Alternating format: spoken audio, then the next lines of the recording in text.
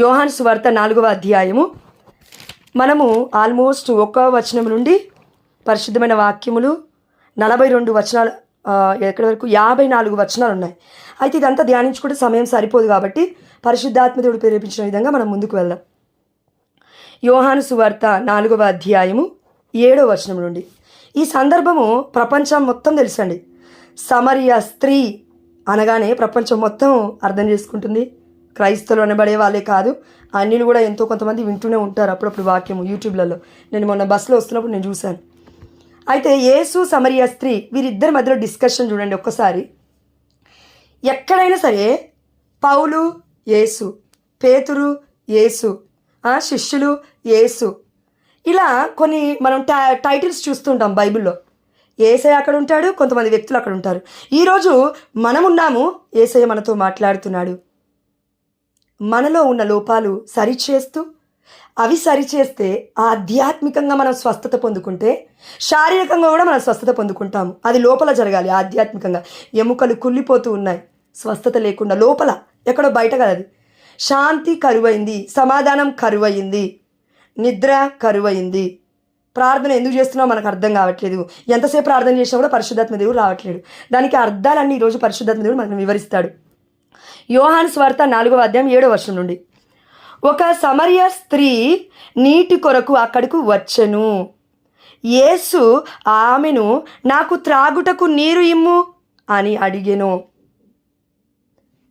మనమందరం కూడా యేసయ్య దగ్గరికి వచ్చి అడుగుతాం ఏమని, అయ్యా మాకు తాగడానికి నీళ్ళు రాబోతుంది కదా ఆ పరిస్థితులు. ఎస్, దేవుడి చిత్తమైతే పోతుంది కూడా. ఆమెను హల్లెలూయా. తాగడానికి నీళ్ళేవయ్యా, ఆహారం తక్కువైందయ్యా, నీళ్లు తక్కువయ్యాయ్యా, కుటుంబంలో దీవెనలు తక్కువయ్యాయ్యా. మన కంప్లైంట్స్ చాలా ఉంటాయి ఈ యొక్క లోకపరంగా. అయితే ఇక్కడ దేవుడు ఏమంటున్నాడంటే, యేసయ్య ఒక సమరియా స్త్రీ నీటి కొరకి అక్కడికి వచ్చెను. ఇదోకే, ఒక మానవరాలు, ఒక స్త్రీ, ఒక ఉమెన్ ఆ యొక్క బావి దగ్గరికి వచ్చి నీటి కోసం వచ్చింది, తన అవసరత తీర్చుకోవడానికి వచ్చింది. కానీ యేసయ్యకి ఏం పని అంటూ ఉన్నాడు. ఇక్కడ చూడండి, నాకు త్రాగుటకు నీరు ఇమ్ము అని సమరియా స్త్రీని అడుగుతున్నాడు. అన్నిటిని సృష్టించిన యేసయ్య, సమస్తాన్ని చేసిన దేవుడు నీటి గురించి అడుగుతున్నాడు. మనం వాక్యం ఇంకా లోపలికి వెళ్తే తెలుస్తుంది ఏ నీటి గురించి దేవుడు అడుగుతున్నాడు. 9వ వచనము. ఆ సమరియా స్త్రీ యేసుతో, యూదుడవైన నీవు సమరియా స్త్రీ నగు నన్ను నీరిమ్మని ఎట్లా అడుగుతున్నావు? సమరియా స్త్రీలు, సమరీయులు, అదేవిధంగా యూదులకి పొంతనే ఉండదండి. మీరు అంటారా, యూదులు ఏమంటారంటే సమరీయులని, మీరు అంటరాని వారు, ధర్మశాస్త్ర గ్రంథం మీకు తెలీదు, మోజెస్లా ఆ యొక్క పంచగ్రంథాలు ఉన్నాయి కదా 5 గ్రంథాలు, మోజెస్లా మీకు తెలీదు, మీరు కపట వేషధారులు, మీరు భక్తులు కాదు, అసలు యేసయ్య అంటే మన ఎవరు దేవుడు అంటే మీకు తెలీదు. మేము యాకోబు తెలుసు, అబ్రహాము తెలుసు, ఈసాకు తెలుసు, మాకు మా పితరులు మొత్తం తెలుసు, మోషే కూడా తెలుసు, కానీ మీకు వాళ్ళు ఎవరు తెలీదు, మీరు ఆరాధించకూడదు మాతో పాటు కలిసి అని. వారు యెరూషలేము దేవాలయం కూడా వాళ్ళు ఉన్నప్పుడు వీళ్ళు రారు, బయటనే ఉంటారు మొత్తం సమరీలు, లోపలికి రారు. అందుకే మీరు చూడండి, దేవుడు ఎప్పుడైనా సమరీలకైనా వేరే అన్యులకైనా స్వస్థతలు ఇవ్వాలంటే వారి దగ్గరికి వెళ్ళి ఇచ్చాడు. వాళ్ళని చూసి యూదులు అసూయపడేవాళ్ళు. ఎందుకు? ఈయనేంటి వాళ్ళకి స్వస్థతనిస్తున్నాడు, ఈయన ఎక్కడ ఫేమస్ అయిపోతాడో అని ఒక అసూయ వారిలో మొదలైంది. ఈయన ఎక్కడ ఈ రాజ్యాన్ని, ఈ యొక్క యెరూషలేమును, లేదంటే అక్కడ సమరియాని, అక్కడ యూదయాని మొత్తం పాలిస్తాడు అనే భయము వారిలో పట్టుకుంది. కాబట్టి యేసయ్య ఏది చేసినా తప్పేది ఇస్తున్నారు వాళ్ళు. ఈ సందర్భంలో ఒక స్త్రీని కలిసినప్పుడు యేసయ్య అంటున్నాడు, నాకు దాహమగుచున్నది. ఒక స్త్రీని అడిగాడు. ఆమె అంటూ ఉంది, మీకు మాకు పొంతనే లేదయ్యా. ఎగ్జాక్ట్గా వర్డ్ చెప్తున్నా అండి, మీకు మాకు పొంతనే లేదయ్యా. ఎప్పుడు కూడా యూదులు వచ్చి సమరీయులు అడగరు, మేము అంటరాని వాళ్ళం, నువ్వేలా వచ్చి నన్ను అడుగుతున్నావు అని అంటూ ఉంది. ఈ సంభాషణ కరెక్ట్గా అబ్జర్వ్ చేయండి. 10వ వచనం. అప్పుడు యేసు, నీవు దేవుని వరమును గ్రహించి ఉన్న ఎడలా త్రాగుటకు నీరు ఇమ్ము. ఇక్కడ యేసయ్య వచ్చింది ఖాళీ చేతులతో రాలేదు, ఏదో వరాన్ని పట్టుకొని వచ్చాడు. ఏదో వరం ఉంది యేసయ్య దగ్గర. ఆ వరం ఏందో ముందున్న వాక్యాలలో మనం చూద్దాం. అయితే నువ్వు గ్రహించేదానివి, ఒకవేళ నీకు ఆ వరమే ఉంటే ఆ వరం ఏందో చివరిలో తెలుసుకుందాం. 11వ వచనం చూడండి, 10వ వచనం కంటిన్యూషను. నీవే ఆయనను అడిగి ఉండేది దానవు, అప్పుడు ఆయన నీకు జీవ జలమును ఇచ్చి ఉండేది వాడు అని సమాధానం ఇచ్చాను. దేవుడు చెప్తున్నాడు, ఆ వరం పేరేంటంటే జీవ జలము. జీవ జలము. ఇది మనం ఎక్కడ చూస్తాము వాక్యాలలో అంటే జీవజలము గురించి మనకి యోహాను సువార్త 7వ అధ్యాయము 37వ వచనం చూడండి. పండుగ చివరి రోజు ప్రధానమైనది. ఈరోజు మనకు అనిపిస్తూ ఉంటుంది, ఇంక నేను చచ్చిపోతే అయిపోతుంది, నా బ్రతికి ఇంకా వేస్ట్, వ్యర్థము, ఇంకా నేను దేనికి పనికిరాను, అసలు దేవుడు ఎందుకు నన్ను పుట్టించాడో నాకు తెలీదు అని నువ్వు జీవించిన జీవితము, నువ్వు పుట్టిన పుట్టుకని కూడా ఈరోజు నువ్వు శపించుకుంటున్నావేమో. దేవుడు అంటున్నాడు, పండుగ చివరి దినమున, పండుగ చివరి రోజు ప్రధానమైనది. ఈరోజు ఏ రోజైనా పర్లే, అన్ని పండుగలే మనకి క్రైస్తవులకి, ఏ పర్టికులర్ డే లేదు, అన్ని డేస్ దేవుడు ఇచ్చినవే. కాబట్టి ఏమి ముహూర్తాలు ఏం లేవు దేనికి కూడా. కాబట్టి దేవుడు అంటున్నాడు చివరి రోజున. ఈరోజు మనకి చివరి రోజు అని మనం అనుకుంటామేమో, కానీ దేవుడు అంటూ ఉన్నాడు అది ప్రధానమైనది. ఈరోజు ప్రధానమైనది. ఎందుకు అంటే ఆనాడు యేసు నిలిచి బిగ్గరగా, ఎవడైనా దప్పిక కొన్నచో నా దగ్గరకు వచ్చునుగాక. దప్పిక కొన్నవారు యేసయ్య దగ్గరికి వెళ్ళాలి, కానీ యేసయ్య ఒక స్త్రీ దగ్గరికి వెళ్తున్నాడు. అవునా? ఎస్. ఇది పక్కన పెడితే 38వ వచనం కంటిన్యూషన్లో, నన్ను విశ్వసించువాని అంతరంగము నుండి జీవ జల నదులు ప్రవహించును. ఆమేన్, హల్లెలూయా. ఏ ఒక్క జీవజల నదుల నుంచి దేవుడు చెప్తున్నాడు అంటే 39వ వచనము, ఆయన తన్ను విశ్వసించువారు పొందబోవు ఆత్మను గురించి ఇట్లు పలికెను. ఆమేన్, హల్లెలూయా. విశ్వసించువారు పొందుకుంటారు, విశ్వసించని వారు పొందుకోలేరుగా అనే కదా అర్థం ఈ వాక్యానికి. ఆయన తన్ను విశ్వసించు వారు పొందుబోవు ఆత్మని గురించి ఇట్లు చెప్తూ ఉన్నాడు. అందుకే హెబ్రీయులకు రాసిన లేఖ 11వ అధ్యాయం 6వ వచనం సెలవిస్తుంది, విశ్వాసరహితుడు దేవుణ్ణి సంతోష పెట్టలేడట. వాక్యమే సెలవిస్తుంది, మనుషులు కాదుగా చెప్పింది, దేవుడే చెప్తున్నాడు. విశ్వాసరహితుడు దేవుడు సంతోష పెట్టలేడు. అవునండి, మనం విశ్వాసంలో పడిపోతాం. దేవుడు చెప్పాడు, పేతురు పడిపోయాడు నీళ్ళలో, ఎత్తాడు చెయ్యి పట్టుకున్నాడు. అనేక మంది ప్రవక్తలు పడిపోయారు, దేవుడు లేపాడు. మళ్ళీ రాజులు పడిపోయారు, దేవుడు లేపాడు. వాళ్ళు గుర్తుపెట్టుకున్న వాక్యం ఏంటి తెలుసా? ఇప్పటివరకు మనం పాట పాడాం, నీ ప్రేమ కొలువలేనిది, నీ కృప అంతము లేనిది. సర్టెన్ టైం ప్రార్థించలేము, కానీ దేవుడి కృప అక్కడ ఉంది. ఆమేన్, హల్లెలూయా. నీకు నాకు దేవుడు ఈ వరాన్ని ఇచ్చింది దేవుడి కృప చొప్పున. అదే జీవ జల నదులు అనగా పరిశుద్ధాత్మ. పొందుకున్నాం మనం అందరము కూడా, కానీ మనం దాన్ని ఉపయోగించుకోలేకపోతున్నాము, సానబట్టలేకపోతున్నాము. కరెక్ట్గా మాట్లాడితే ఈ యొక్క శరీరానికి ఆహారం ఎలాగో, నీరు ఎలాగో, మన ఆత్మకి వాక్యము, దేవుడి యొక్క దివ్యమైన శరీర రక్తము మనకి కావాలి. ఎందుకంటే ఒక్కసారి మీరు కళ్ళు మూసుకొని ఆలోచించండి. ఈ సమయంలో పరిశుద్ధాత్మ చెప్తున్నాడు. ఈరోజు పొద్దున దివ్యబలి పూజకు వెళ్ళినప్పుడు పరిశుద్ధాత్మ ప్రేరేపించాడు. ఇది ఫాదర్ ఆనంద్ గారు, రెవరెండ్ ఫాదర్ ఆనంద్ గారు ఇన్వోక్ చేస్తూ ఉన్నాడు హోలీ స్పిరిట్ని. ఆ పాత్రలలో ఒక బ్రెడ్, ఆ యొక్క రొట్టె ఒక దాంట్లో ఉంది ఒక పాత్రలో, ఇంకో దాంట్లో వైను ఒక పాత్రలో ఉంది. ఈ యొక్క ద్రాక్షరసం, ఈ యొక్క రొట్టె. ఇప్పుడు రెండిటి మీద చేతులు పెట్టి పరిశుద్ధాత్మను ఆహ్వానిస్తూ ఉన్నారు యాజకులు. ఆహ్వానిస్తున్నప్పుడు ఏమైందంటే, తండ్రి దేవుడిని మనం అడుగుతున్నాము, పరలోకమందున్న మా తండ్రి అని. యేసుప్రభుల వారు అక్కడ మారిపోతూ ఉన్నారు. యేసుప్రభుల వారి యొక్క దివ్యమైన శరీర దేహముగా రక్తముగా మారుతుంది. పరిశుద్ధాత్మ దేవుడు అక్కడ కార్యం చేస్తూ ఉన్నాడు. ఆది కాండం నుండి ఇది ఉంది కదా, ఆది కాండం నుండి తండ్రి కుమార పరిశుద్ధాత్మ దేవుడు ఉన్నారు కదా. కానీ దేవుడు ఒక్కడే, కథోలిక విశ్వాసం. కాబట్టి మన ఈ జీవితంలో తండ్రిని మనం అడుగుతాము, యేసయ్యని మనం అడుగుతున్నామేమో, కానీ పరిశుద్ధాత్మ దేవాన్ని కనీసం ఒక్క పేరు పెట్టి ఉచ్చరించలేకపోతున్నామేమో. పాత నిబంధన మొత్తము that is the era of the Father, కొత్త నిబంధన మొత్తము this is the era of the Jesus. But ఇప్పుడు ఈ ఎరా అంటే ఈ యుగము ఏంటి అంటే we are in the Holi Spirit. పరిశుద్ధాత్మ అభిషేకము లేకపోతే సమస్యలను తట్టుకోవడం అసాధ్యం బిడ్డ. అందుకే దేవుడు అన్నాడు, ఇదిగో నాకు అసాధ్యమైనది ఏదీ లేదు. మీరు అనుకుంటున్నారా నాకెందుకు అసాధ్యమైనది లేదు అని నేను అన్నానంటే, నాలో పరిశుద్ధాత్మ దేవుడు ఉన్నాడు. అయితే ఇప్పుడు నీవు దేవుని వరమును గ్రహించి ఉన్న ఎడల త్రాగుటకు నీరు ఇమ్ము. దేవుడి యొక్క వరము పరిశుద్ధాత్మ దేవుడు. అందుకే నీటితో దేవుడు ఇక్కడ పోలుస్తూ ఉన్నాడు. దాని తర్వాత మనం కొన్ని వచనాలు ధ్యానించుకుంటే కింద అంతేందుకు ఇప్పటివరకు పాట పాడుకున్నాం. లూకాసు వార్త 11వ అధ్యాయం 13వ వచనం, ఎంత ప్రియమైన తండ్రి, ఎంత ప్రియమైన కుమారుడు, ఎంత ప్రియమైన కుమార్తెలు, లేదంటే ఆ యొక్క తల్లిదండ్రులు పిల్లలు ఏదైనా అడిగినప్పుడు వారికి హానికరమైనది ఇవ్వరు, మంచినే ఇస్తారు. మరి ఆ దేవాతి దేవుడు ఈ ప్రపంచాన్ని సృష్టించుకున్నాడు. నీవును నేను మాతృ గర్భంలో రూపొందక మునిపే నేను నిన్ను ఎన్నుకున్నాను దేవుడు అన్నాడు. మనల్ని తన యొక్క అరచేతిలో చెక్కుకొని ఉన్నానని చెప్పాడు దేవుడు. అంటే you are not believing this words. నువ్వు నమ్మటం లేదు. ఏమని నమ్ముతున్నావంటే దేవుడు లేడంటున్నావు, అన్యుల్లాగా మాట్లాడుతున్నావు. వాళ్ళన్న నయం. దేవుడు చెప్తున్నాడు నేను ఉన్నాను, నేను నీ మధ్యలోనే ఉన్నాను. జెఫన్యా గ్రంథం 3వ అధ్యాయం 17వ వచనము. దేవుడు మన మధ్యలో ఉన్నాడు. దేవుడి బలము వలన మనకు విజయము కలుగును. ఆమేన్ హల్లెలూయా.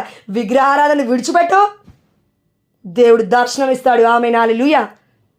నేను ఉన్నాను. I am the true living God.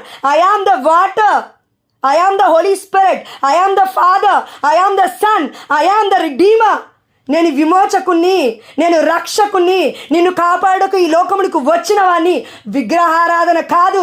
అందుకే పరిశుద్ధమైన దివ్యమైన దేవుడి రూపాన్ని విగ్రహారాధన అనకూడదు. అది సాక్ష్యములో ఉంది. పిచ్చి బట్టి వేయలేదు మరియా గొవాన్స్కా గారు రూపాన్ని. నేను చూశాను కాబట్టి మాట్లాడుతున్నాను. దేవుడి రూపాన్ని కళ ద్వారా, డైరెక్ట్ కాదు. ఈరోజు పొద్దున కూడా ఒక రుచి దేవుడు చూపించాడు. ఫాదర్ ఇలా నిలబడ్డాడు. ఫ్రాక్షన్ ఆఫ్ సెకండ్స్, నిద్రపోతున్న సమయం. నేను అది దివ్యబలి పూజ నడి పూజ అయిపోతుంది, లేచి నిలబడ్డాం, పరలోక ప్రార్థన చెప్తున్నాం. Fraction of seconds Jesus face father ముందు నుంచి లైలింది. మీరు నమ్మండి నమ్మకపోండి, నేను చూశాను. నేను అసలు నాకు ఇంకా కనబడలేదు, ఫేస్ ఇంకా క్లియర్గా కనబడలేదు. నేను అనుకున్నాను, నేను చూసేది జీసస్ నేనా అనుకున్నాను. నేను ఫేస్ పార్ట్ ఒక్కటే, తల భాగం ఒక్కటే కనబడింది నాకు. అది కూడా క్లియర్గా కనబడలేదు. సైడ్ ఫేస్ ఒక్కటి నేను చూశాను. అంటే చాలా రోజుల నుంచి అడుగుతున్నాను, ఒక్కసారి నాకు నీ రూపాన్ని చూపించయ్యా, నేను ఇంకా గొప్పగా ప్రకటించడానికి నాకు విశ్వాసం బలపడుతుందేమో. నేను కూడా అవిశ్వాసనే అయ్యా, నేను కూడా పాపాత్మురాలనే అయ్యా, నేను కూడా ఒక కుక్కనే అయ్యా, నేను కూడా ఒక గాడిదనే అయ్యా. ఆనాడు బిలాందే గాడిద ఎలా అయితే మాట్లాడిందో, అయ్యా నేను మాట్లాడలేకపోతున్నాను ఆయన, దయచేసి నీ దర్శన భాగ్యాన్ని ఇవ్వు. ప్రపంచం మునిగిపోయేంత వరకు కూడా నీ యొక్క పరిచయం చేయడానికి నాకు శక్తి సరిపోవట్లేదు. ఎన్నో రోజుల నుంచి అడుగుతున్నాను. విశ్వాసంలో పడిపోయినప్పుడు ఇలా పడిపోయిన వాడు కాదండి. ఇగో ఎవరైనా పడిపోతారండి. పడిపోయిన ప్లేస్లో ఉంటేనే తప్పు, లేచి నిలబడకపోతేనే తప్పు. ఎవరైనా సరే ఈ ప్రపంచంలో మొట్టమొదటి అడుగు ఎవరైనా వేస్తారు, కానీ 1000వ అడుగు కూడా వేయగలగాలి. ఆ 1000 అడుగులో 999 అడుగులు దేవుడే వేపిస్తాడు. ఆమేన్ హల్లెలూయా. జస్ట్ ఇనిషియేషన్ అనే యొక్క పని, ఆ యొక్క మొదలు పెట్టడం అనే పని నీ పాదం మోపితే చాలు, మిగతా మొత్తం దేవుడు చూసుకుంటాడు. ఆ పాదం మోపేది ఒక్క అడుగు 1000 అడుగులతో సమానం. అదేంటంటే విశ్వాసం అనే అడుగు. ఇక్కడ యేసయ్య ఆత్మ, పరిశుద్ధాత్మని తీసుకువెళ్ళి ఆ సమరయ స్త్రీకి పరిచయం చేస్తూ ఉన్నాడు. పరిచయం చేశాడు కాబట్టి తన మాటలలో వ్యత్యాసం ఇప్పుడు మనం చూద్దాం రండి. ఇప్పటి వరకు తను ఏమన్నారంటే ఏమని అంటుంది, నీవు నీవు నీవు. వాక్యం కరెక్ట్గా చూడండి. నీవు నీవు అని అంటూ ఉంది యేసయ్యని అప్పటి వరకు సంబోధనలో, ఆ యొక్క సంభాషణలో. కానీ 11వ వచనం నుంచి మనం చదువుదాం చూడండి. జీవజలము ఇచ్చి ఉండేవాడు అని సమాధానం ఇచ్చెను. తండ్రి నీకు జీవజలం ఇచ్చేవాడు, నువ్వు నన్ను విశ్వసించినట్లయితే అని యేసయ్య అంటున్నాడు. దాని తర్వాత జీవజలము గురించి పరిశుద్ధాత్మ టాపిక్ రాగానే సందర్భం మొత్తం మారిపోయింది. అదేంటంటే 11వ వచనంలో, అప్పుడు ఆ స్త్రీ, అయ్యా ఈ బావి లోతైనది. ఎంత డిఫరెన్స్ చూడండి.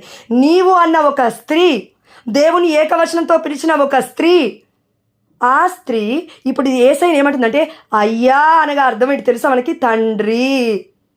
పరిశుద్ధాత్మదేవుడు వచ్చేస్తున్నాడు ఆమెలోకి. దెర్ ఈజ్ ఏ ఇంక్రిమెంట్ అండి. ఇప్పుడు సాలరీ ఇంక్రిమెంట్ కోసం మనం ప్రార్థన చేస్తాం కదా, నాకు 20,000 కావాలి, 40,000 కావాలి, లేదంటే 1,00,000 కావాలి. 1,00,000 కూడా సరిపోవట్లేవు, ఇంకో 2 లక్షలు కావాలి. ఏం చేసుకుంటావు? ఈరోజే ఓ అవివేకి నీ ప్రాణం తీస్తే దేవుడు అన్నమాట. దేవుడు అంటున్నాడు, ఈరోజు నువ్వు నేను అడగాల్సింది ఏంటి? అది కాదు, జీవజల నదులు. అందుకే ఆ స్త్రీ జీవజల నది అంటే పరిశుద్ధాత్మదేవుని ఎన్కౌంటర్ చేసింది, చూస్తుంది. ఆత్మ స్వరూపుని ఎదురుగా చూస్తుంది. ఆత్మకి ఒక స్వరూపం ఉంది, పరిశుద్ధాత్మకి ఒక రూపం ఉంది, తండ్రి దేవుడికి ఒక రూపం ఉంది. ఆ రూపం పేరే యేసు. కొలస్సీలకు రాసిన లేఖ 2:15, 1:15 ఉంటుంది. క్రీస్తు అదృశ్యుడై ఉన్న దేవుని ప్రత్యక్ష రూపం. ఇది నువ్వు నమ్మకుండా ఏం ప్రకటిస్తావు? ప్రకటించలేవు. ఇది నమ్మాల్సిందే. వాక్యము విన్నవాడు కాదు, విన్నదాన్ని పాటించిన వాడు, ఆలకించిన దాన్ని ప్రకటించిన వాడు, ఇంకను ప్రవర్తన కలిగి జీవించిన వాడే దేవుడి నిజమైన బిడ్డ. అందుకే మరియతల్ని మనం ఎందుకు గౌరవిస్తున్నామంటే 3వ మాట శ్రీవరుని మాట్లాడిన మాట, నా తల్లి స్వీకరించు. ఈ మాట కూడా నువ్వు నేను ఫాలో అవ్వకపోతే నిజంగా దేవుడి బిడ్డలో అవ్వం. అయితే ఈ స్త్రీ, అయ్యా ఈ బావి లోతైనది. నీరు చేదుటకు నీ యొద్ద ఏమీ లేదు. ఈ స్త్రీ యేసయ్యతో ఏమని మాట్లాడుతుందంటే, నీ దగ్గర నీళ్లు చేదుకోవడానికి లోతైన బావి ఇది, అయితే నీరు చేదుకోవడానికి నీ దగ్గర ఏం లేదు. అంటే నువ్వేం తెచ్చుకోలేదు, నువ్వేం క్యారీ చేయలేదు. నేనేమో బిందెతో వచ్చాను, నేనంత కుండతో వచ్చాను, నేను ఒక పాత్రతో వచ్చాను. నీ చేతిలో ఏ పాత్ర లేదు. యేసయ్యని మార్చడానికి వచ్చింది ఈ యొక్క సమరయ స్త్రీ, వ్యభిచార స్త్రీ, 6 భర్తలు పెళ్లి చేసుకున్న స్త్రీ పాత్రగా మార్చుకోవడానికి దేవుడు దర్శించి ఉన్నాడు. ఆమేన్, హల్లెలూయా. అందుకే యేసయ్య ఒక మాట అన్నాడు, అయ్యా ఈ పాత్రను నా నుండి తొలగించు, నీ చిత్తమే జరుగును గాక. చివరికి మరియ తల్లి జ్ఞాన పాత్రమా, she hold something great from the world. Mariya తల్లి ఏం హోల్డ్ చేసింది? తన గర్భములో దేవుణ్ణి హోల్డ్ చేసింది. ఒక చెంబు ఉంది, ఆ చెంబులో నీరు ఉండాలి, ఆ చెంబులో ఆయిల్ పోసినా ఉంటుంది, ఆ చెంబులో నువ్వు ఇంకా ఏదైనా ద్రాక్షరసం పోసినా ఉంటుంది, ఆ చెంబులో నువ్వు ఏ ద్రవ పదార్థం పోసినా ఉంటుంది, ఘన పదార్థం పోసినా ఉంటుంది. It can hold something, right? ఆ చెంబుకి ఆ శక్తిని దేవుడు ఇచ్చాడు ఆ పాత్రకి. అది ఎలా ఉందో అలా హోల్డ్ చేస్తుంది. నువ్వు నేను కూడా దేవుని హోల్డ్ చేయాలంటే వంగాలి, మలచబడాలి, నలగొట్టబడాలి, విరగొట్టబడాలి, అనేకులకు దీవెనకరంగా మారాలి. అంటే యేసయ్య అన్నమాట నీ చిత్తమైతే జరుగునుగాక అయ్యా. ఇదే దేవుడు మన నుంచి కోరుకుంటున్నాడు. నా చిత్తాన్ని అడుగు బిడ్డ. ఎక్కడ వంగాలో చెప్తాను, ఎక్కడ లేవాలో చెప్తాను, ఎక్కడ పాపాన్ని తీసేసుకోవాలో చెప్తాను, ఎక్కడ నీకు పరిశుద్ధాత్మ అభిషేకాన్ని ఇవ్వాలో నేను చెప్తున్నాను, ఎక్కడ నువ్వు ఏం మాట్లాడాలో నేను చెప్తాను, ఎక్కడ నీ నోరుని అదుపులో పెట్టుకోవాలో నేను చెప్తాను, ఎక్కడ నీ పాదాలు మూవ్ అవ్వాలో నడవాలో నేను చెప్తాను, ఎక్కడ నీ చేతులు కదలాలో నేను చెప్తాను, ఏం పనులు చేయాలో నేను చెప్తాను, ఏం చేయకూడదో కూడా నేను చెప్తాను. దానికి కావాల్సిన సంపూర్ణమైన జ్ఞానము యేసయ్యలో ఉన్న పరిశుద్ధాత్మ అభిషేకం తప్ప ఈ ప్రపంచంలో ఎవడూ కూడా ఇవ్వలేడు. 1,00,000 రూపాయలు ఇచ్చినా ఇవ్వరు, 1,00,00,000 రూపాయలు ఇచ్చినా ఇవ్వరు, నీ జీవితం మొత్తం దారాదత్తముగా ఇచ్చినా ఎవరు నీకు ఇవ్వరది. ఈ దాహము శాశ్వతమైనది. అంటే పరలోక రాజ్యం వెళ్ళేంతవరకు ఈ దాహం తీరిపోదు. మనకి రోజు దాహము కొనడమే మనకి ఇది ఒక ప్రక్రియ. అందుకే ఒక వాక్యం ఉందండి, పరిశుద్ధాత్మ దేవుడు గుర్తు చేస్తున్నాడు. ఎక్కడ అంటే లార్డ్ థ్యాంక్ యూ జీసస్, ఎక్కడ అండి నేను మర్చిపోయాను యాక్చువల్లీ. అది ఎక్కడ అంటే సామెతల గ్రంథంలోనే ఎక్కడ ఉంటుంది, దుష్టుల దప్పిక ఇలా ఉండదు అని ఉంటుందండి. దుష్టుల దప్పిక ఇలా ఉండదు. ఇలా ఉండదంటే ఏంటంటే దేవుడి పరిశుద్ధాత్మ ప్రేరణతో ఉన్న దప్పిక వేరు, దుష్టుల యొక్క దప్పిక వేరు. దుష్టులు అనగానే మనకు గుర్తు రావాల్సింది ఎవరు? వాడు ఇంకోడు ఉంటాడు, సాతాను గాడు. కాబట్టి వాడి ఆలోచనలు, వాడి యొక్క జీవితం మనము ఫాలో అవ్వద్దు. కాబట్టి మనకి పరిశుద్ధాత్మను దేవుడు ఇచ్చేశాడు. అందుకే ఇప్పుడు మనల్ని దేవుడు ఏమంటున్నా అంటే, మీరు నా బిడ్డలవుతారు, మీరు నా బిడ్డలవుతారు. ఎవరైతే దేవుడి ఆత్మను కలిగి జీవిస్తారో వారు దేవుని పుత్రులు అని మనము రోమీలకు రాసిన లేఖ 8వ అధ్యాయము 14-15 వచనంలో చూసినాం ఆల్రెడీ. పోయిన వారము ఏమో రీడింగ్స్లో చదివారు, పోయిన వారం కూడా కాదు, 2 రోజుల ముందు అనుకుంటా. ఎస్, దేవుడి ఆత్మ కలిగిన వాళ్ళే దేవుడి పుత్రులు. అంటే దుష్టాత్మను పొందుకున్న వాళ్ళందరూ కూడా మరి సాతాను బృందమే కదా, సాతాను సర్ప సంతానమే కదా. అందుకే కదా బప్తిస్మ యోహాను గారు అన్నారు, ఓ సర్ప సంతానమా, రానున్న కోపాగ్ని నుండి మిమ్మల్ని ఎవరు కాపాడుతారు? వచ్చి హృదయ పరివర్తనం చెంది ఈ యొక్క జ్ఞానస్నానాన్ని పొందుడు, నాకన్నా తర్వాత రాబోతున్నవాడు నాకంటే అధికుడు అని బప్తిస్మ యోహాను గారు చెప్పారా లేదా? చెప్పారు.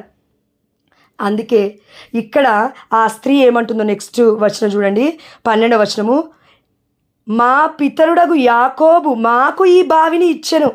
సేమ్ యూదులు ఏ విధంగా అయితే వాళ్ళకి చెప్పారో మా పితరులు ఇచ్చారని ఈమె అవే వర్డ్స్ తీసుకొని కోట్ చేస్తుంది. ఏమని చెప్తుంటే, మా పితరులు ఇచ్చారు, యాకోబు ఇచ్చారు, ఆయనకు యోసేపు ఇచ్చాడు, ఇలా ఇచ్చారని చెప్తూ ఉంటే ఆమె అంటుంది, ఈ బావి నీటిని త్రాగిరి వారందరూ కూడా, వారి మందలు కూడా ఈ బావి నీరు త్రాగారు. యాకోబు కాలంలో, యోసేపు కాలంలో, అబ్రహాము కాలంలో. అయితే నీవు అతని కంటే గొప్పవాడవా? నీవు యాకోబు కంటే గొప్పవాడవా? ఇప్పుడు మనం ప్రశ్న చేసుకుందాం. యేసయ్యని ఒక స్త్రీ, అయ్యా ఇప్పుడు కొంచెం నాకు అర్థమవుతుంది, అదేంటంటే నీవు అని కాకుండా అయ్యా అని సంబోధించడానికి అర్హుడవు. అయితే అదేంటంటే, నీవు యాకోబు కంటే గొప్పవాడవా?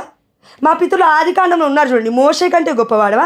అబ్రహాము కంటే గొప్పవాడవా? నోవా కంటే గొప్పవాడవా? మొట్టమొదటి ఆదాము కంటే గొప్పవాడవా? ఎస్, దేవుడు గొప్పవాడు, ప్రపంచాన్ని సృష్టించినవాడు. అందుకే అన్నాడు, ఇదిగో నేను పుట్టక ముందే ఉన్నాడు. బప్తిస్మ యోహాన్ అన్నారు.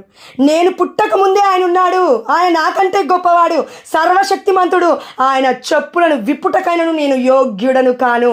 నీకు నాకు ఈ విధేయత ఎందుకు లేదు? నీకు నాకు ఈ విశ్వాసం ఎందుకు లేదు? దేవుడు అనే విశ్వాసం ఎందుకు చచ్చిపోతుంది? దేవుడు అడుగుతున్నావు, ఎక్కడున్నావు ఆదాము? బయటికి రా, నువ్వు బయటికి రా. ఈరోజు పాపము నుండి బయటికి రా, బానిసత్వం నుండి బయటికి రా. యేసు రక్తములో మన హృదయాలు తెరవబడ్డాయి ఈ సమయంలో. ఆమేన్, హల్లెలూయా, థ్యాంక్ యూ జీసస్. దేవుడు అంటున్నాడు, బయటికి రా, దాక్కోకు పాపములో. ఇంకెన్ని రోజులు ఈ బానిసత్వము, పాపము అనే బానిసత్వము? దేవుడు స్వతంత్రయడానికి వాక్యం చెప్తున్నాడు. ఇదిగో నీవు వారికంటే గొప్పవాడవా? ఎస్, దేవుడు గొప్పవాడు. అయితే తనకి ఇప్పుడు అర్థం అవ్వలేదు. వాక్యం చదువుదాం చూడండి. 14వ వచనం చెప్తూ ఉంది. 13వ వచనం, యేసు సమాధానముగా ఆమెతో. మనలాగా యేసయ్య ఆవేశపడలేదు. అప్పుడు ఏమంటున్నాడు చూడండి, యేసు సమాధానముగా ఆమెతో, ఈ నీటిని త్రాగువాడు మరలా దప్పికగొనును. అవును, ప్రపంచంలో ఎంతోమంది ప్రవక్తలు వచ్చారు, నాకన్నా ముందున్నారు. వాళ్ళందరూ కూడా ఇదిగో నేను మహిమలో ఉన్నాను, కానీ ఈ లోకంలో వాళ్ళు ఉన్నారు. నేను దేవుడి మహిమ నుండి వచ్చాను, పరలోక రాజ్యం నుండి వచ్చాను. నేను ఎలా వచ్చానో అలా వెళ్తూ ఉన్నాను. అయితే ఇందులో ఉన్న మర్మాల గురించి నేను చెప్తుంది, ఇక్కడున్న వాక్యం గురించి కాదు. ఇలాంటి సందర్భంలో ఆ దేవాదేవుడికి తెలుసు తను ఎవరు, దేవుడు తెలుసు యేసయ్యకి. అయినా కూడా సమాధానంతో ఏమని చెప్తున్నాడంటే, నేను ఇచ్చు నీటిని తాగువాడు మరలా దప్పికగొనడు. ఈ సమయం తర్వాత ఆమె అన్న మాటలు చూడండి, 14వ వచనం, కానీ నేను ఇచ్చు నీటిని త్రాగువాడు ఎన్నటికీ దప్పికగొనడు, నేను ఇచ్చు నీరు వాని యందు నిత్య జీవమునకై ఊరెడి నీటి బుగ్గగా ఉండును. ఇక్కడ మనం కరెక్ట్గా అబ్జర్వ్ చేస్తే యేసయ్య తనతో చెప్తున్నాడు, నేను ఇచ్చు నీటిని త్రాగువాడు దప్పిక కొనడమ్మా ఇంకెప్పటికీ. అది ఎలాంటి దప్పిక అంటే నిత్య జీవమునకై ఊరెడి నీటి బుగ్గగా ఉండును.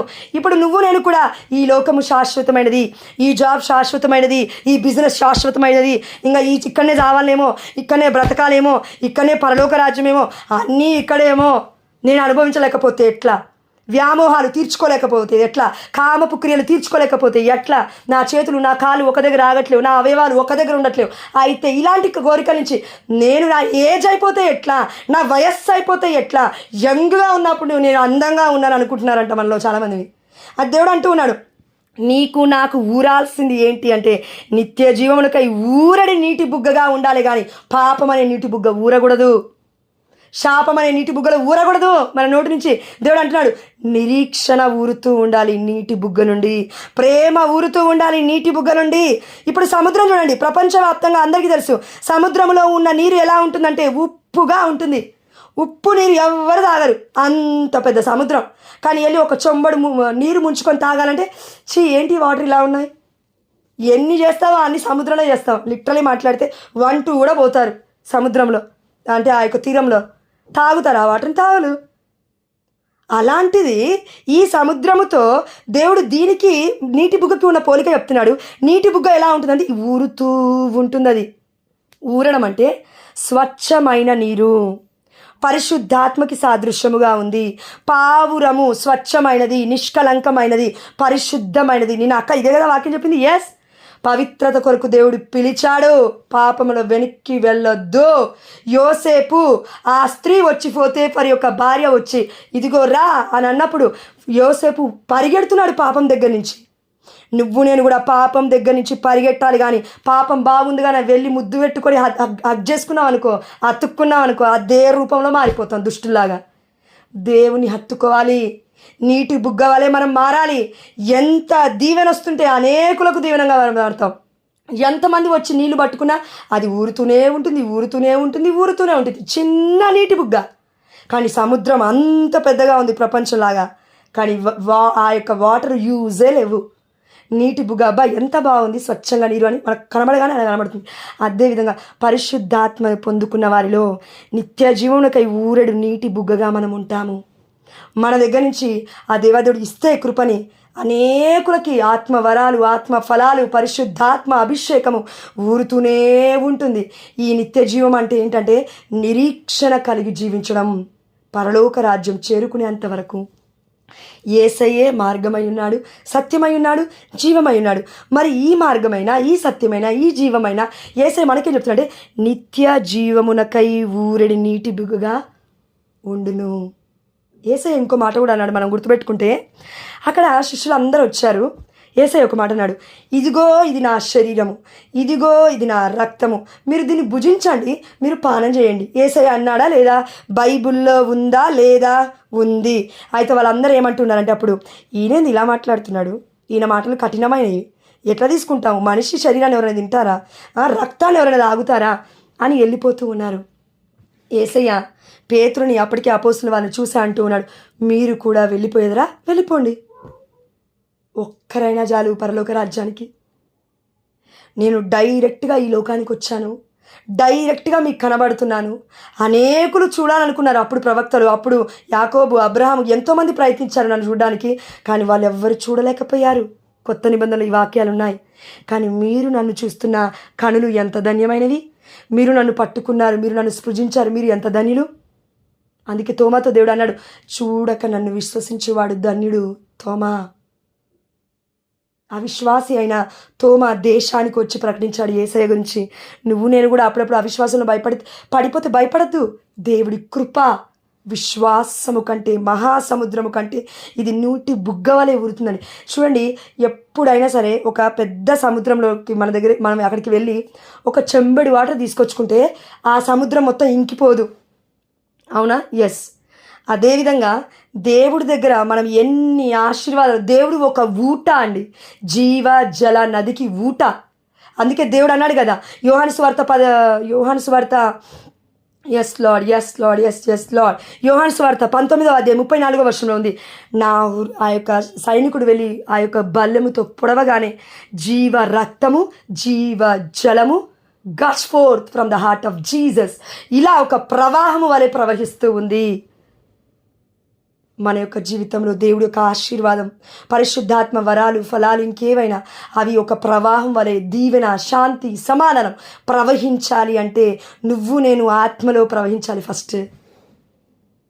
అందుకే ఈ స్త్రీతో దేవుడు మాట్లాడుతూ 15వ వచనంలో ఏమంటున్నాడు చూడండి. అప్పుడు ఆమె మరలా ఏమంటుంది చూడండి, అయ్యా నేను మరలా దప్పిక కొనకుండా ఉండునట్లును, నీటికై ఇక్కడకు రాకుండా ఉండునట్లును నాకు ఆ నీటిని ఇమ్ము అని అడిగాను. దేవుడు ఎందుకు బాధపడుతున్నారు? రోజు దేవుడు ఎందుకు మరలా చచ్చిపోతున్నాడు? దివ్యబలిలో చచ్చిపోతున్నాడు, మన హృదయంలో చచ్చిపోతున్నాడు, మనం చేసే పాపపు క్రియలో చచ్చిపోతున్నాడు.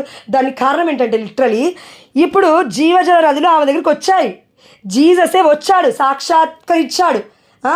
అదృశ్యుడైన దేవుడు ఆమె మధ్యలో ఉన్నాడు, ఆమె దగ్గరికి వచ్చాడు. నిత్య జీవం గురించి మాట్లాడుతుంటే, నీటి బుగ్గ గురించి మాట్లాడుతుంటే ఆమె ఏమంటుందో చూడండి, మరలా నేను దప్పిక కొనకుండా ఉండినట్లు, ఇక్కడికి మరెప్పుడు రాకుండా ఉండినట్లు నాకు ఇయ్యొచ్చుగా ఆ యొక్క నీటిని అని అడుగుతూ ఉంది. అంటే మళ్ళీ ఈ లోకం గురించి ఆమె ఆలోచిస్తూ ఉంది. మనం కూడా అంతే, పరిశుద్ధాత్ముడు ఉంటాడు, కానీ మళ్ళీ ఏమంటామంటే ఇది లేదు కదయ్యా, అది లేదు కదయ్యా, ఆర్థిక సమస్యలు కదయ్యా, అయ్యా ఈ బాధలు ఉన్నాయి కదయ్యా, ఆ బాధలు ఉన్నాయి అంటే దేవుడు అంటే నా మీద చూపించు, నా మీద నమ్మకం ఉంచు, నాకు సాధ్యమే. పరిశుద్ధాత్మ ప్రేరణతో నిట్టూర్పుల ద్వారా ప్రార్థించే వాడికి ప్రతి ఒక్కడికి నేను సమాధానం ఇస్తాను అని దేవుడు అన్నాడు. అందుకే పరిశుద్ధాత్మ నిట్టూర్పులతో మన నుండి ప్రార్థిస్తూ ఉంటుంది దేవుడికి. ఆ ప్రార్థన సాంబ్రాణి పొగవలే దేవుడి సన్నిధికి చేరు వరకు అది ఎక్కడా కూడా ఆగదు. కాకపోతే విశ్వాసంతో అడగట్లేము అంతే. మనం అడగాల్సింది ఇది, పరిశుద్ధాత్మలో విశ్వాసం అనే వరము అతి అమూల్యమైనది. ఇది లేకుండా దేవుణ్ణి చూడలేము, పరలోక రాజ్యం వెళ్ళలేము. కాబట్టి దేవుడు అంటూ ఉన్నాడు ఇక్కడ చూడండి, ఆమె ఏమనింది? దప్పిక కొనకుండా ఉండాలయ్యా. ఎందుకనింది ఈ మాట? నేను ఒక స్త్రీని, వ్యభిచార స్త్రీని, నాకు తెలుసు. 5 భర్తని పెళ్లి చేసుకున్నాను, 6వ భర్త ఇప్పుడు నాతో ఉన్నవాడు, అవును నీకు తెలుసు. ఇవన్నీ నెక్స్ట్ డిస్కషన్లో ఉంటాయి. అయితే ఇప్పుడు నాకు ఏం కావాలంటే నేను ఈ ప్లేస్కి రాకూడదు. ఇదంట మన ప్రార్థన. నీ చిత్తం అయితే ఈ ప్లేస్లో ఉండాలి అని ప్రార్థించు దేవుణ్ణి. ఇక్కడి నుంచి నేను వెళ్ళిపోవాలి, ఇక్కడి నుంచి నన్ను ప్రజలు వెలివేస్తున్నారు, ఇక్కడి నుంచి నన్ను తరిమేస్తున్నారు, ఇక్కడి నుంచి నేను ఎక్కడికైనా పారిపోతాను, ఇక్కడి నుంచి నేను ఎక్కడ వెళ్ళి చచ్చిపోతాను. I'm cancelling these words in the mighty name of Jesus, in the mighty name of Jesus. Amen, hallelujah. Blood of Jesus have mercy on us, O Lord. దేవుడు అంటున్నాడు, ఆ మాటలు బంద్ చేయి ఫస్ట్. నువ్వు ఆ స్త్రీ కూడా దప్పిక కొనకుండా ఉండినట్లు చేయమని ఎందుకంటుందో తెలుసా? నిజమైన జీవజలం గురించి ఇంకా డెప్త్గా లోతుగా ఆమెకు అర్థం అవ్వలేదు. అందుకే అంటుంది, మరలా దప్పిక కొనకుండా ఉండనట్లు నేను ఇక్కడ రాకున్నట్లు చేయండి. ఎందుకంటే ఆమె సికారు పట్టణం నుంచి వస్తుంటే అనేకులు చూస్తారు కదా, కుటుంబాలు అక్కడ ఉన్న గృహాలు చూస్తాయి కదా, ఈ స్త్రీయా అని అసహించుకుంటారు కదా. ఈ అవమానాలు, ఈ నిందలు, ఈ బాధలు, ఈ కష్టాలు, ఈ కన్నీళ్ళు తట్టుకోలేక అయితే ఇంట్లోనే ఉంటేనే అక్కడికే జీవజల నదులు వస్తే, అంటే జీవజలం అనే యొక్క నీరు వస్తే నేను తాగొచ్చు ఇంట్లో కూర్చొని అనుకుంటున్నావా? పరిశుద్ధాత్మను తెలుసుకోకుండా ఎన్ని తిన్నా వ్యర్థమే, ఎన్ని తాగినా వ్యర్థమే.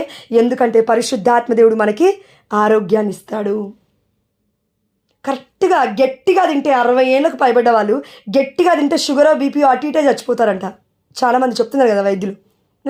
కొలెస్ట్రాల్ ఎక్కువ ఉన్న వాళ్ళు కొంచెం స్వీట్స్ ఎక్కువ తింటే చచ్చిపోతారంట. అంతెందుకు ఏదో పైల్స్ ప్రాబ్లం ఉంటారు కదా, వాళ్ళు ఈ యొక్క మందు ఎక్కువగా తాగడం, ఇంకెవరంటే ఇంకా సిగరెట్లు, బీడీలు ఇవన్నీ ఉంటాయి కదా, అవి తాగడం. బ్లడ్ తప్పుగా అనుకోద్దక్క, పరిశుద్ధాత్మ దేవుడు చెప్తున్నాడు, బ్లడ్ ముడ్డి నుండి పడుతూ ఉంది, పడి పడి పడి పడి రక్తదారులు వేసి చచ్చిపోతావు, కంపు కొడతావు. చివరికి కుక్క లాంటి జీవితం, మహా భయంకరం, పట్టుకోవడానికి ఎవరు రారు, అది ఘోరమైన చావు. నేను చూసిందే మాట్లాడుతున్నాను. ఒక గ్రామంలో మా నాన్నకి దూర బంధువు చనిపోయింది, ఒక్కరు కూడా రాలేదండి, ఒక్కరు కూడా రాలేదు. దేవుడు అన్నాడు ఆమె ఆత్మ కోసం ప్రార్థించమన్నాడు. ఆమె ఎవరో కూడా నాకు తెలియదు, కానీ పేరు చెప్పనండి, ఎందుకంటే బంధువులు ఉన్నారు ఇందులో, అటు ఇటుగా దూరంగా ఉంటారు ఎవరో ఒకరు బంధువులు. కాబట్టి ఆమె ఎలాంటి మరణం చేసిందంటే, బ్రతికి ఉన్న రోజులు కామం, 80 ఏళ్ళకు వచ్చింది. 70 ఏళ్ళకు కూడా కుమారులు వెళ్ళి ఎక్కడో పడుకుంటే తీసుకొచ్చి ఇంట్లో పెట్టుకునేవారు ఆమెని. కొట్టేవాళ్ళు చాలామంది. ఏంటి వ్యభిచారం, ఏంటి ఈ వయస్సులో వ్యభిచారం ఏంటి? 70 ఏళ్ళకా అండి వ్యభిచారం చేసేది? అలాంటి 20 ఏళ్ళకి చేయమని చెప్పట్లేదు దేవుడు. గా ఏజ్లోనా చచ్చిపోయి కాళ్ళు ఆ యొక్క ఏమంటారు కాటికి చాపుకునే టైంలో ఏంటి ఆలోచనలు?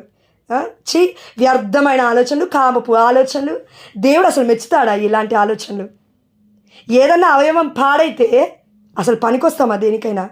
మరి ఎందుకు? దేవుడి మహిమార్థమే కదా ఈ శరీరాన్ని దేవుడు మనకిచ్చింది. Our body is the temple of the Holi spirit. పరిశుద్ధాత్మకు నిలయమై ఉన్నది మన యొక్క శరీరం. కాబట్టి ఈ స్త్రీ కూడా ఏమంటుందంటే, దప్పిక కొనకుండా ఉండడానికి నాకు కావాలంట సాకులు, ఆశీర్వాదం కావాలి. ఎందుకంటే ఇంకొకరిని పక్కింట్లో నేను అడగొద్దు కాబట్టి ఆశీర్వాదం కావాలి. గర్భఫలం కావాలి, ఎందుకంటే నన్ను అందరూ ఎవరెవరో అంటున్నారు, గర్భఫలం లేదు గొడ్రాలు అంటున్నారు కాబట్టి గర్భఫలం కావాలి. సాకులు వద్దు ప్రార్థనలో, దేవుడి మహిమార్థమై అడుగు. ఆమేన్, హల్లెలూయా.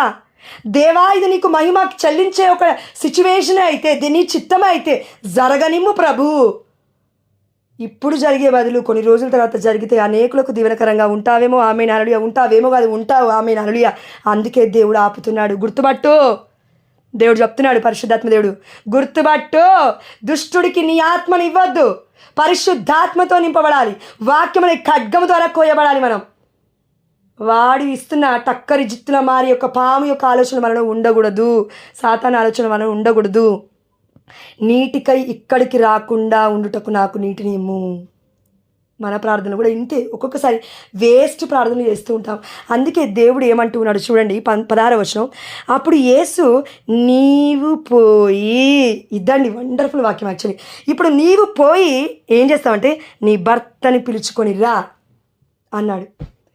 ఇప్పటి వరకు 2 డిస్కషన్స్ పారాగ్రాఫ్లో, అమ్మా నేను జీవజల నదులను ఇవ్వడానికి వచ్చానమ్మా, దేవుడు వరమని అడగమ్మా, జీవజల నదులు అంటే ఇట్లా ఉంటుంది తల్లి అని చెప్తున్నాడు. ఇప్పటి వరకు ఓపికగా సమాధానంతో చెప్పాడు. 3వ పారాగ్రాఫ్కి వచ్చేసరికి యేసయ్యకి అర్థమైపోయింది, ఈమెకి ఆధ్యాత్మికంగా కన్ను తెరుచుకోబడట్లేవు, అయితే ఇంకొంచెం లోతుగా వెళ్ళాలని యేసయ్య అన్నాడు. పాప జీవితాన్ని బట్టబయలు చేస్తూ ఉన్నాడు. తన ముందే 100 మందే లేరు అక్కడ, యేసయ్య ముందే. ఇప్పుడు అంటూ ఉన్నాడు, నీ భర్తను పిలుచుకొని రా అనగానే అందుకు ఆ స్త్రీ నాకు భర్త లేడు అని చెప్పింది. నిజం చెప్పింది. అదేంటో చూడండి, భర్త లేడు అని నువ్వు యథార్థముగా చెప్పితివి. ఎందుకంటే భర్త ఒక్కరుండాలి, 10 మంది ఉండకూడదు. భర్త ఒక్కరే ఉండాలి. ఇన్స్టాగ్రామ్లో ఒకరు, టెలిగ్రామ్లో ఒకరు, రీల్స్లలో ఒకరు, చాటింగ్లో ఒకరు, మెసెంజర్లలో ఒకరు, యూట్యూబ్ కామెంట్ బాక్స్లో ఒకరు, ఇలా 10 మంది భర్తలు ఉండొద్దు ఒక స్త్రీకి. అదేవిధంగా భార్యకి భర్తకి భార్యలు కూడా అంతే. ఈ రోజులలో మొత్తం ఏలుతుంది కదా మొబైలే. దుష్టుడు అది పట్టుకున్నాడు, అలా పెట్టేశాడు మన చేతిలో. ఎక్కడో లేదు దుష్టాత్మ, మన చేతిలోనే ఇంత పెద్దగా స్క్రీన్ వైట్గా ఏదో పూసినట్లుగా మంచిగా కనబడుతుంది, వైట్గా ఉంది. దేవదూత వలె కూడా కనబడతారు దెయ్యాలు. వాక్యం చెప్తుంది దెయ్యమే మంచి పనులకి యూజ్ చేస్తే దేవదూత. ఫోన్ మనకి ఎప్పుడు ఏం ఇన్ఫర్మేషన్ కావాలో గూగుల్ నుంచి తీసుకొస్తూ ఉంటుంది, మంచి విషయాలు. నిజంగా పాపంలో పడాలంటే దీనంత దరిద్రం ప్రపంచంలో ఇంకేం లేదు. టెక్నాలజీ మంచిగా యూజ్ చేసుకోవాలి. కాబట్టి ఈ స్త్రీకి చెప్పినట్లే దేవుడు మనకేం చెప్తున్నా అంటే 18వ వచనం చూడండి, నీకు 5 భర్తలుండిరి. ఇక్కడ భర్త అనగానే అండి ఒకటి గుర్తుపెట్టుకోవాలి మనం. ఇప్పుడు భార్యాభర్తల యొక్క బంధాన్ని ఏర్పరిచింది దేవుడు. అది పరిశుద్ధమైనది, వివాహము అన్నిటికంటే ఘనమైనది. ఈ పరిశుద్ధమైన వివాహమును పరులకి పంచుకోకూడదు. అది బిస్కెట్ కాదు, చాక్లెట్ కాదు, సేమియా కాదు, లేదంటే బిర్యానీ కాదు, తలకాయ కూర కాదు. దేవుడు చెప్తున్నాడు స్వీట్ కాదు అది పంచుకోవడానికి. నువ్వు జీవితం, అది ఒకే ఒక్క జీవితం. అది ఈ జీవితాన్ని బట్టే నిత్య జీవానికి మనం వెళ్ళాలనేది దేవుడు డిసైడ్ చేస్తాడు. అందుకే భర్త అనే ప్లేస్లో ఆమెకి ఎంతమంది ఉన్నారంట, నీకు 5 భర్తలుండిరి, ఇప్పుడు నీతో ఉన్నవాడు నీ భర్త కాడు. అంటే లిటరలీ యేసయ్య చెప్తున్నాడు 5 భర్తల దగ్గర నీకు కావాల్సింది నువ్వు పొందుకోలేదు, ఇంకెక్కడ పొందుకోవమ్మా. దేవుడు చెప్తున్నాడు మనందరికీ, నువ్వు ఎక్కడా పొందుకోలేవు. నీ ఆత్మదాహము ఒకవేళ ఈ లోక వాంఛలే అయితే, ఈ లోక వ్యామోహములే అయితే, ఈ ప్రపంచం అనే సాతాన్ అయితే, ఈ శరీరం అనే సాతాన్ అయితే, దుష్టుడు అనే సాతాను ఒకవేళ నిన్ను నన్ను పూని ఉంటే ఏసునామములో పూనకుండా ఉండునుగా. ఆమేన్ హల్లెలూయా. కానీ ఇందులో ఈ పాప ఊబిలో మనం ఉంటే ఎంతమంది భర్తలు సరిపోరమ్మా. భర్తలు అంటే వ్యసనాలు పెట్టుకోండి ఆ ప్లేస్లో. నీవు యథార్థమే చెప్పితివి అని యేసు పలికెను. 2 సార్లు యేసయ్య అన్నాడు, అవును నీవు యథార్థం చెప్పావు. 17వ వచనం 18, నీకు 5 భర్తలుండిరి, ఇప్పుడు నీతో ఉన్నవాడు నీ భర్త కాడు, నీవు యథార్థమే చెప్పితివి అని యేసు పలికెను. 2 సార్లు దేవుడు అంటున్నాడు నీవు యథార్థమే పలికితివి. ఇప్పుడు నేను మాట్లాడతాను వినని చెప్తున్నాడు దేవుడు. ఏమని అంటున్నా అంటే 19వ వచనం, ఆ స్త్రీ ఆయనతో, అయ్యా నీవు ప్రవక్తవని నాకు తోచుచున్నది. చూడండి, ఫస్ట్ నీవు అని సంబోధించింది యేసయ్యని, దాని తర్వాత అయ్యా అని సంబోధించింది యేసయ్యని, దాని తర్వాత అంటుంది అయ్యా నీవు ప్రవక్తవని నాకు తోచుచున్నది. ప్రవక్త ఎలాంటి విషయాలు చెప్తాడు? హృదయంలో ఉన్న మొత్తం బయలు చేసి బయట పెడతాడు. ఎలా ఉంటుందంటే లిటరలీ చెప్పాలంటే, ఇప్పుడు బట్టలు ఇప్పేస్తే ఎంత షేమ్గా ఫీల్ అవుతామో, ఎంత అషేమ్డ్గా ఉంటుందో, ఎంత వల్గర్గా అనిపిస్తుందో, ఎంత హీనస్థితిలో సిగ్గుమాలిన తరంలో మనం బ్రతుకుతూ ఉంటామో, పాపము బయలు చేస్తే ఇలా ఉంటుంది. అందుకే గ్రూప్లో పేర్లు చెప్పొద్దు అన్నాడు దేవుడు. రివీల్ చేయక అది చెప్పకుండా ఉండేది. అడగొద్దు దయచేసి మీరు గ్రూప్లో పేర్లు, దేవుడికి ఇష్టం లేదు అది. కాబట్టి బయలు చేస్తే బ్రతకలేం, చచ్చిపోతాం. నీకు తెలుసు, దేవుడికి తెలుసు, నాకు తెలుసు, దేవుడికి తెలుసు నా జీవితం నీ జీవితం ఎలా ఉందో. కాబట్టి జాగ్రత్త. బయలు అవ్వే ముందు కూడా దేవుడు హెచ్చరిస్తాడు. 20వ వచనం, మా పితరులు ఈ పర్వతము మీద ఆరాధించరి, కానీ దేవుని ఆరాధింపవలసిన స్థలము యెరూషలేములో ఉన్నదని మీరు చెప్పుచున్నారు అని పలికెను. 2వ పార్ట్ రేపు కూడా చూద్దామండి. చాలా డెప్త్ ఉంది యాక్చువల్లీ, ఇంకా చాలా వచనాలు ఉన్నాయి. కాబట్టి ఇక్కడ ఓవరాల్గా ఒకటి ధ్యానిద్దాం మనము. ఇక్కడ ఆ స్త్రీ ఏమంటుందంటే, అయ్యా నీవు ప్రవక్తవని నాకు తోచుచున్నది. అయిపోగానే నెక్స్ట్ మాట అంటుంది, మా పితరులు అంటే వాళ్ళకంటే ముందు ఉన్న వాళ్ళందరూ కూడా వాళ్ళ పితరులే. వాళ్ళు ఎక్కడ ఆరాధించారంటే పర్వతం మీద ఆరాధించారు. ఈ పర్వతం పేరు ఏంటి అని అడిగితే మనకి గూగుల్ చెప్తుంది, ఆ పర్వతం పేరు మౌంట్ గెరిజిమ్ అంట. ఆ పర్వతం పేరు mount of Gerizim, worship place and centre for the Samaritans. అంటే సమరియలకి ఒక ఆరాధన స్థలం ఉంది. అది ఎక్కడ వాళ్ళు చేస్తారంటే ఈ యొక్క పర్వత ప్రాంతానికి వెళ్ళి ప్రార్థన చేస్తారంట. ఆ పర్వతం పేరు మౌంట్ గెరిజిమ్ అని ఉంది. తెలుగులో ఏముందో నాకైతే తెలియదు, అది ఇవ్వట్లేదు తెలుగులో గూగుల్. కాబట్టి ఈ పర్వతం మీద ఎవరు ఆరాధించేవారంట? వారి యొక్క పితరులు ఆరాధించేవారు. కానీ దేవుని ఆరాధింపవలసిన స్థలము యెరూషలేములో ఉన్నదని మీరు చెప్పుచున్నారు అని పలికెను. మీరు అనగా ఎవరంటే ఇక్కడ యూదులందరూ కూడా ఏం చెప్తున్నారంటే, యూదులకి అతి పవిత్రమైన స్థలము ప్రపంచంలో ఏమైనా ఉంది అంటే దేవుడి దేవాలయం, యెరూషలేము దేవాలయం. మొట్టమొదటి దేవాలయం అదే కదా. ఎస్, బబులోనియాకి మొత్తం యొక్క ధ్వంసమైంది కూడా అదే దేవాలయం కదా. ఏసయ్య అందుకే ఆ దేవాలయం, ఏసయ్య చనిపోగానే దేవాలయం 2 తెరలు చీల్చబడ్డాయి. ఎందుకు? అతి పరిశుద్ధ స్థలంలోకి మనం తీసుకొచ్చాడు. మనం అపాత్రులం, అయోగ్యులం, అపరిశుద్ధులం. దేవుడి దివ్య మందసం దగ్గరికి వెళ్ళడానికి అర్హత లేదు. ప్రధాన యాజకుడు తప్ప ఎవరు వెళ్ళకూడదు. అలాంటి అంటు రోగం, అంటు వ్యాధి, అలాంటి అంటు తత్వము, మీరు అంటరాని వాళ్ళు, మీరు ఈ కులం, మీరు ఆ కులం, మీరు రెడ్డి, మీరు మాల, మీరు ఎస్సీ, మీరు Madiga, no, ST, whatever it may be, అది ఏదైనా నీలో నాలో ఉన్నది దేవుడి రక్తమే, దేవుడు పుట్టించిన దేహమే, దేవుడి యొక్క శక్తే, ఎవరైనా కానివ్వండి. కాబట్టి ఆ దేవాదేవుడు అంటూ ఉన్నాడు ఈ స్త్రీతో. ఇప్పుడు చూడండి, ఈమె ఈ ప్రశ్న అడిగింది, యెరూషలేములో మేము మీరు స్తుతిస్తున్నారు, అయితే మా పితరులు ఈ పర్వతం మీద, అంటే సమరీలు, ఇక్కడ స్తుతిస్తున్నారు. 21వ వచనము. ఈ మాట అయిపోయిన తర్వాత, స్త్రీ నా మాట నమ్ముము. ఇది కేర్ఫుల్గా వినాలి. స్త్రీ నా మాట నమ్ముము, సమయము ఆసన్నమగుచున్నది, మీరు ఈ పర్వతము మీద కానీ, అంటే సమరీయులు ఎక్కడైతే స్తుతిస్తున్నారో, అన్యులు ఎక్కడైతే దేవుని స్తుతిస్తున్నారో అక్కడ కానీ, లేదంటే యెరూషలేములో కానీ తండ్రిని ఆరాధింపరు. ఎందుకంటే దేవుడికి ప్రజెంట్ తెలుసు, పాస్ట్ తెలుసు, ఫ్యూచర్ తెలుసు. మీరు ఈ పర్వతం మీద కానీ యెరూషలేములోని కానీ తండ్రిని ఆరాధింపరు. మీరు ఎరుగని వారిని మీరు ఆరాధింతురు, మేము ఎరుగున వారిని మేము ఆరాధింతుము. ఏలయనా రక్షణ యూదుల నుండి వచ్చును. యేసయ్య లిటరలీ ఫైనల్గా చెప్తున్నాడు, రక్షణ ఎక్కడి నుంచి వస్తుందంటే యూదుల నుంచి వస్తుంది. యూదులు ఎవరు? యేసయ్య. యూదా గోత్రం నుంచి దేవుడు వచ్చాడు. అందుకే కదా యూదా గోత్రం నుంచి వచ్చాడు కాబట్టి యేసయ్య ప్రధాన యాజకుడు అని పిలువబడాలి ప్రపంచం మొత్తం. కాబట్టి మెల్కీసెదెకు యాజకత్వంలో యేసయ్య ఉండాలి. కాబట్టి ఇదిగో యాజకుల కుటుంబం అనబడుతున్న ఎలిజబెత్తమ్మ జకరియా గర్భాన పుట్టిన ఇదిగో బప్తిస్మ యోహాను గారి చేత జ్ఞానస్నానం యేసయ్య ఎందుకు పొందుకున్నా అంటే అతను లేవీయుడు కాబట్టి. యేసయ్య దేవుడు అయినప్పటికీ లేవీయుల చేత అభిషేకాన్ని పొందుకున్నాడు. ఈరోజు లేవీయులు అనగా యాజకులు. మరి ఎక్కడికి పోయి నువ్వు జ్ఞానస్నానం తీసుకుంటున్నావు? ఏ మనిషి దగ్గరికి వెళ్ళి నువ్వు జ్ఞానస్నానం తీసుకుంటున్నావు? ఏ వ్యక్తి దగ్గరికి వెళ్ళి నువ్వు జ్ఞానస్నానం తీసుకున్నావు? ఆనాడు లేవీయులు పాత నిబంధన అప్పటి వరకు కూడా. కానీ దేవుడు ఏమన్నాడంటే యేసయ్య యాజకులకు మీద నేను నా ఆత్మని ఊదాను.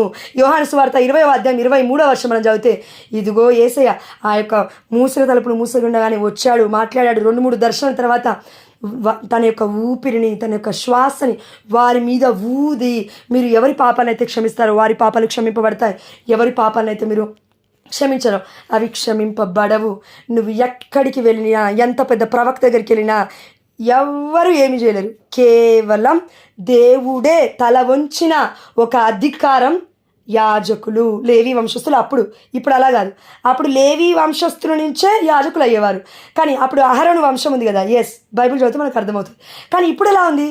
నువ్వు ఎస్టీగా, ఎస్సీగా, రెడ్డిగా, ఇంకేమన్నాగా ఒక్కసారి దేవుడు పిలిచాడంటే కదలాలి. దేవుడి పరిచయ కొరకు గురువు అవ్వడం అంతే, అయిపోయింది. యేసయ్య అందుకే పెళ్లి చేసుకోలేదుగా. బప్తిస్మ యోహాను గారు అందుకే పెళ్లి చేసుకోలేదుగా. అందుకే యాజక వంశము. మనము కూడా ఈ రోజులలో ఎవరి దగ్గరికి వెళ్ళి జ్ఞానస్నానం తీసుకుంటున్నాం? యాజకుల దగ్గరికి. ఎక్కడుంది? కథోలిక సభలో ఉంది. ఎక్కడుందండి ఈ వాక్యం? ఇప్పుడు యేసయ్య ఇక్కడ ఏమన్నాడు? మీరు ఇక్కడ కానీ అక్కడ కానీ ఫ్యూచర్లో ఆరాధింపబోరు. మీరు ఎక్కడ ఆరాధిస్తారంటే తెలుసా? చూడండి, కింది వచనం చదువుదాం. 25వ వచనము. అప్పుడు ఆ స్త్రీ, రేపు మనం వద్దాం ఆత్మయందు సత్యమందు, అది వేరే టాపిక్, అది చెప్పట్లేదు అనుకోకండి, అది రేపు టాపిక్ వెళ్దాం, అది చాలా డెప్త్ ఉంది. 25వ వచనం చదువుదాం. అప్పుడు ఆ స్త్రీ, క్రీస్తు అనబడు మెస్సయ్య రానున్నాడని నేను ఎరుగుదును, ఆయన వచ్చినప్పుడు మాకు అన్ని విషయములను తెలియజేయును అని పలికెను. క్రీస్తు వస్తే మాకు అన్ని విషయములను చెప్తారు అని మేము విన్నాము. అయితే ఆ స్త్రీ అంటుంది, క్రీస్తు అనబడు మెస్సయ్య రానున్నాడని నేను ఎరుగుదును అని చెప్పగానే, యేసయ్య నీతో మాట్లాడుచున్న నేనే ఆయనను, నువ్వు నేను అనుకుంటున్నా కదా దేవుడు ఎక్కడున్నాడు? లేడు. ఆది కాండములో నేనే హూ ఐ యామ్. ఇదిగో మోషే దగ్గర, మోషే మోషేతో దేవుడు మాట్లాడుతున్నాడు మండు పొద దగ్గర, అయ్యా ఇజ్రాయెల్ ప్రజల దగ్గరికి వెళ్ళమంటున్నావు ఐగుప్తు దేశానికి, అక్కడికి వెళ్ళి నేను ఫరోకి ఏమని చెప్పనంటే నేను ఉన్నవాడనని చెప్పు అన్నాడు. ఇమ్మానుయేలు అనగా దేవుడు మనతో ఉన్నాడు. I am the Alpha Omega in the first and last and the starting and the end, అంటే మొదటి వాడను కడపటి వాడను, అదేవిధంగా ఆదిను అంతమైన అయి ఉన్నాడు, నేనే ఆల్ఫాను అయి ఉన్నాను, ఆ యొక్క ఒమేగా అయి ఉన్నాను. I am who I am, నేనే నేనే అనగా దీనికి అర్థం అది, నేను ఆది నుండి ఉన్నాను. కాబట్టి ఆ నేనే పేరేంటి అని మనం తీరాదిస్తే క్రీస్తు అనబడు మెస్సయ్య రానున్నాడని. ఇదే క్రీస్తు మాట ఇంకొక దగ్గర మనం చూడొచ్చు. ఇక్కడ కరెక్ట్గా అబ్జర్వ్ చేయండి. ఇప్పుడు సమరయ స్త్రీని ఎన్కౌంటర్ చేసిన యేసయ్యని ఆమె ఏమని రియలైజ్ చేసింది, లాస్ట్కి ఏమనుకుందంటే అవును క్రీస్తు రానున్నాడని మేము విన్నాను, మీరేనా అన్నట్టుగా అడుగుతుంది ఆమె. దేవుడు అంటూ ఉన్నాడు, యేసయ్య అంటున్నాడు ఆయనను నేనే అన్నాడు, కన్ఫర్మ్ చేసేసాడు. అయిపోయిందా? మత్తయి సువార్త 16వ అధ్యాయం దగ్గరికి రండి. మత్తయి సువార్త 16వ అధ్యాయం దగ్గర అక్కడ ప్రధానాధిపత్యము అంటే దేవుడు ఒక అధికారుని ఈ ప్రపంచానికి నియమించబోతూ ఉన్నాడు, ఒక లేవీయుని అప్పచెప్పబోతున్నాడు, ఒక యాజకుని ఈ ప్రపంచానికి దీవెనకరంగా మార్చబోతూ ఉన్నాడు. అయితే ఆ యాజకుడు ఎవరు ఇక్కడ మనం చూద్దాం. అక్కడ సందర్భం ఏంటంటే శిష్యుని దేవుడు అడుగుతున్నాడు యేసయ్య, ఇప్పుడు మనం తిరుగుతున్నాం కదా ఈ యొక్క వాడవాడలు పల్లెలు. అయితే ఇక్కడ ఉన్న ప్రజలందరూ ఏమనుకుంటున్నారు నా గురించి అంటే అందరూ కామ్గా ఉన్నారు. కొంతమంది ఏమంటున్నారంటే నువ్వు ఏలియావని, నువ్వు బప్తిస్మ యోహానువని, లేదంటే ఎప్పుడో ఉన్న ఒక ప్రవక్తవని అనుకుంటున్నారయ్యా అని చెప్తూ ఉన్నారు. అప్పుడు పేతురు ఒక అడుగు ముందుకు వేశాడు. పేతురు ఒక అడుగు ముందుకేసి ఏమంటున్నాడు చూడండి. అందుకు సీమోను పేతురు చూడండి ఏమంటున్నారు, మరి నేను ఎవరని మీరు భావించున్నారు అని యేసు వారిని అడిగాను. 16వ వచనం. అందుకు సీమోను పేతురు నీవు సజీవుడవగు దేవుని కుమారుడవైన క్రీస్తువు క్రీస్తువు క్రీస్తువు. సమరయ స్త్రీ అన్నమాట అక్కడ కూడా ఇదే, క్రీస్తు రానున్న క్రీస్తు మీరేనా, మెస్సయ అని పిలువబడతారు. This is the Christ, Jesus Christ అని మనం ఎందుకంటే జీసస్ అనగా యేసయ్య అనగా మన దేవుడు, రక్షకుడు అని పేరు. యాకోబు వంశాన్ని ఏలుతాడు, దావీదు సింహాసనాన్ని ఎక్కుతాడు అని చెప్పాడు దేవదూత రామ మరియతలతో. కానీ క్రీస్తు అనగా ఆ అభిషక్తుడు డైరెక్ట్గా ఏ అభిషక్తుని నియమించాడు ఈ ప్రపంచానికంటే 17వ వచనం. యోనా పుత్రుడు వగు సీమోను నీవు ధన్యుడవు, నీకు ఈ విషయాన్ని తెలియజేసింది పరలోకమందున్న నా తండ్రియే కానీ రక్త మాంసములు కాదు. 18వ వచనం. నీవు పేతురువు. పేతురు అనగా పీటర్ అనగా రాక్, ఆ యొక్క కేఫా అనగా రాక్ రాయి. ఈ రాతి మీద పేతురు అనగా రాతి, ఈ రాతి మీద నా సంఘమును, నా అనగా క్రీస్తు సంఘమును నిర్మించదును, నరక శక్తులు దీన్ని జయింపజాలవు. ఇప్పుడు అనండి మీరు వెళ్ళి ప్రొటెస్టెంట్స్, క్యాథలిక్స్, అన్యులు, మిగతా వాళ్ళు మొత్తము ఒకటే అండి అనండి. ఇప్పుడు అంటారా? ఎట్టి పరిస్థితుల్లో కాదు. నేను ఎవరిని దూషించట్లని ఎవరేమంటారండి, దేవుడు చూసుకుని కాక ఆమె నలుడి అని అంటే నన్ను మన్నించు తండ్రి. కానీ నేను ఒకరు చెప్తుంటే విన్నాను, తోటి విశ్వాసులని వీళ్ళని మనం అందరం ఒకటే అని చెప్పారు పెద్ద ప్రసంగంలో. నేను అనుకున్నాను మనమందరం ఒకటే అయితే యేసయ్య ఎందుకు చచ్చిపోయాడు? మనమందరం ఒకటే అయితే యేసయ్య ఈ వాక్యం ఎందుకు ఇచ్చాడు ఇక్కడ? మనమందరం ఒకటే అయితే నేనే మార్గం అని ఎందుకు అన్నాడు, నేనే సత్యం అని ఎందుకున్నాడు, నేనే జీవం అని ఎందుకు అన్నాడు? మార్గం ఒకటి సరిపోతుందిగా, ప్రపంచం మొత్తం మార్గంలో నడిస్తే అయిపోతుంది కదా, దాని జీవితం అది జీవిస్తే సరిపోతుంది కదా. ఎందుకు పరిశుద్ధత ఎందుకు, పాపం ఎందుకు, 2 మార్గాలు ఎందుకు, ఇరుకు మార్గం ఎందుకు, ఈ యొక్క వెడల్పైన మార్గం ఎందుకు, 2 మార్గాలు ఎందుకమ్మా? అక్కడ ఏదో అర్థం ఉంది. అన్నిలాగా జీవించడానికి పిలవలే నిన్ను నన్ను దేవుడు, నిజమైన క్రైస్తత్వమైన జీవితాన్ని జీవించడానికి పిలిచాడు. అందుకే Christ is there in every word.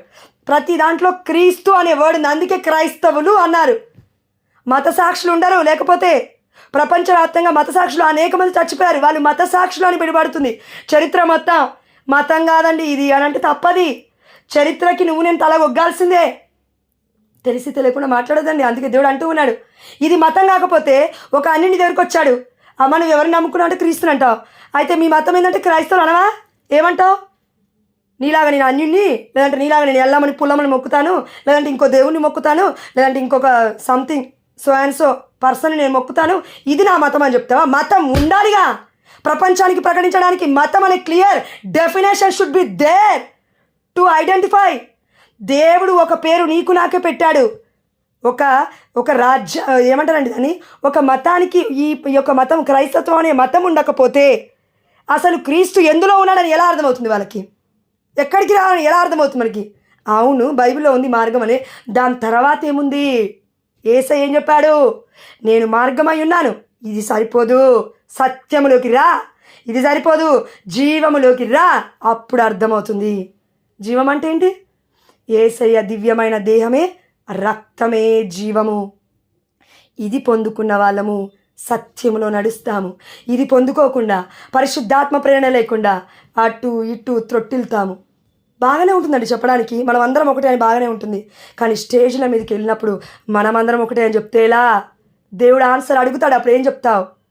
వందలాది మంది వేలాది మంది టీవీలలో చూస్తుంటారు.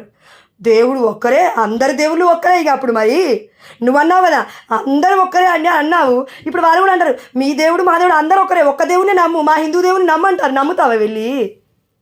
There should be a clarification. క్లారిటీలో ఉండాలి. నువ్వు నేను దుష్టుడు ఇలా పొంచుకొని చూస్తూ ఉన్నాడు, ఎక్కడెక్కడ పడేద్దామా అని క్లారిటీలో ఉండాలి. ఉంది బైబిల్లో మతం అనే వర్డ్ ఉంది, క్రైస్తవులు అనే వర్డ్ ఉంది, కథోలిక శ్రీసభ అనే వర్డ్ ఉంది, అన్నిటికీ ఆధారాలు ఉన్నాయి. కాబట్టి మన ఇంటలెక్ట్ పైన మనం ఆధారపడద్దు, మన ఆలోచనలు మన దేవుడి దగ్గర పనికిరావు. కాబట్టి ఆ దేవాదేవుడు చెప్తున్నాడు చివరిలో చూడండి, నీవు పేతురువు, ఈ రాతి మీద నా సంఘమును నిర్మించదను, నరక శక్తులు దీనిని జయింపజాలవు. యాక్చువల్గా యేసయ్య క్రీస్తు అని చెప్పాడు. ఎవరు? పేతురు గారు చెప్పారు. క్రీస్తు అని చెప్పిన తర్వాత పేతురు నేను క్రీస్తుని కాబట్టి నీకు సరిపోయింది, తెలుసుకున్నావుగా, సరిపోయింది, వెళ్ళిపోండి అంటే అయిపోతుండే. కానీ దేవుడు అక్కడ ప్రధానిపత్యాన్ని ఇస్తూ ఉన్నాడు, పేతురికి అంటగొడుతూ ఉన్నాడు బాధ్యతని. అయ్యా ఇప్పటి వరకు అందరూ అనుకుంటాను నేను వచ్చాను ఈ లోకానికి, బట్ మరలా నేను తిరిగి వెళ్ళిపోతాను, నేను దేవుడి మహిమ నుండి వచ్చాను, నేను దేవుణ్ణి, వెళ్ళిపోవాలి పరలోక రాజ్యానికి.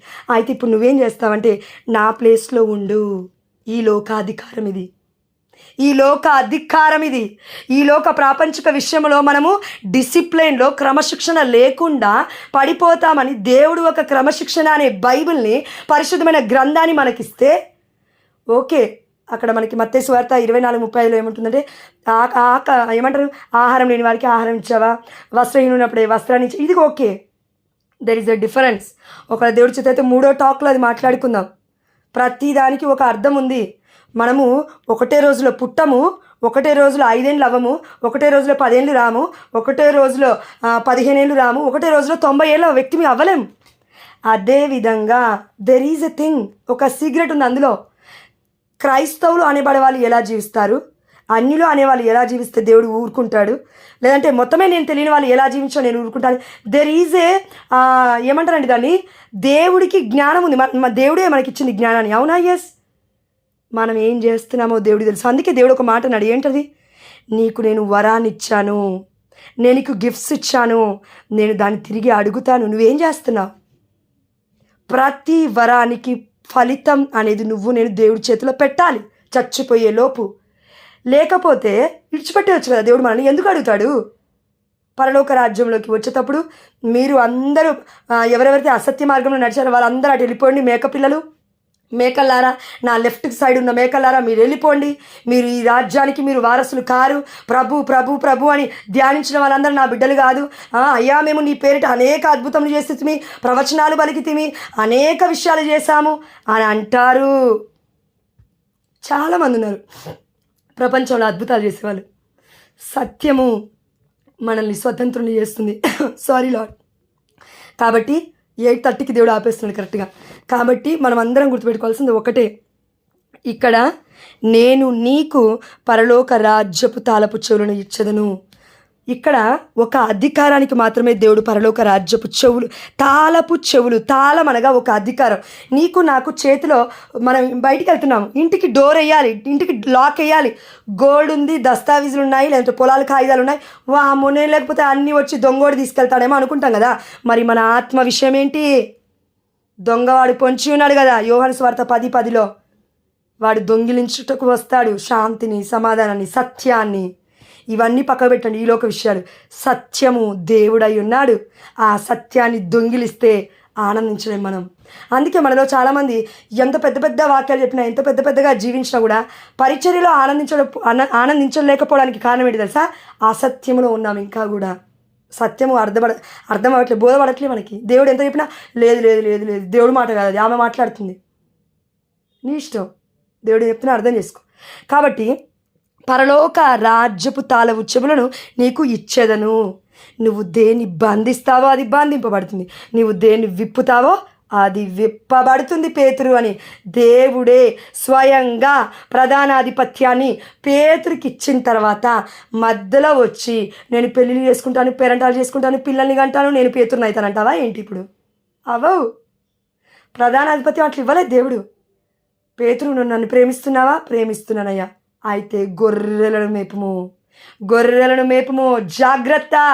గొర్రెల మంద దుష్టాంతము మనం చూసాం ఇంత ముందుకు యోహాను సువార్త 10వ అధ్యాయంలో. నా దొడ్డికి చెందని వేరే గొర్రెలు నాకు కలవు, అవి వాటిని నేను తోడుకొస్తాను అన్నాడు దేవుడు. ఎందుకు నువ్వు నేను అన్యులాగా జీవించొద్దు. నువ్వు నేను వేరే వర్గాలు ఉరుకుతున్నాయి కదా, డినామినేషన్స్, అలా ఉరకొద్దు. మన ఆరోగ్యం ఫాదర్ చెప్పారు కదా, మెట్టు కూడా చర్చిలో అద్భుతాలు అద్భుతాలు అద్భుతాలు అని పరిగెడుతున్నారు. తెలుసుకోండి సత్యం ఏంటో అని. ఎస్, తెలుసుకోవాలి. కేవలం ఎక్కడ తెలుసా మనము ప్రేమ చూపించాల్సింది? అన్ని దగ్గర ఎక్కడ తెలుసా? ఇక్కడ బ్రతికిన రోజు మనం ప్రేమ చూపించాలి, చూపించకుండా ఉండకూడదు. అలానే కదా క్రీస్తుని ప్రకటించేది. కానీ here is the one condition. అదేంటంటే అన్నీ తెలిసినవాడు సత్యాన్ని విడిచిపెడితే దేవుడు ఊరుకోడు. వాక్యం తెలుసు, పరిచర్య తెలుసు, పరిశుద్ధమైన గ్రంథం మొత్తం చదివాడు, కానీ అందులో ఉన్న వాక్యం పట్ల నిజమైన సత్యబోధనలు లేకుండా నాకు ఇష్టం వచ్చింది నేను బోధిస్తాను, నాకు ఇష్టం వచ్చినట్లుగా నేను చెప్తాను, అక్కడ ఛాన్స్ ఇవ్వరేమో కాబట్టి ఆ వర్గానికి వెళ్ళి నేను అలా బోధిస్తాను, ఇక్కడ ఛాన్స్ ఇవ్వరేమో ఈ యొక్క వర్గానికి వెళ్ళి నేను ఇలా బోధిస్తాను, అయితే ఇంకో జీవితాన్ని నేను నా యొక్క పర్సనల్ లైఫ్లో నేను జీవిస్తాను ఒంటరిగా ఉన్నప్పుడు. ఇలాంటి జీవితం వద్దు దేవుడికి. నువ్వు బొట్టు పెట్టుకున్నా పెట్టుకోకపోయినా, నువ్వు ఎలా ఉన్నా ఒక ప్లేస్లో మనం ఉన్నాము, భారతీయులం. You should obey the tradition also. మనకి కనతలేని కథోలిక శ్రీసభ ఒకటి చెప్పిందండి, బైబిల్ ముందు వచ్చిందా దేవుడు ముందు వచ్చాడంటే దేవుడు ముందు వచ్చాడు. దేవుడే పుట్టించాడు బైబిల్ని. బైబిల్ దేవుని పుట్టించలే. వాక్యం అనేది వెలువడింది, ఇప్పుడు ఆ వాక్యాన్ని మనం చదువుతున్నాం.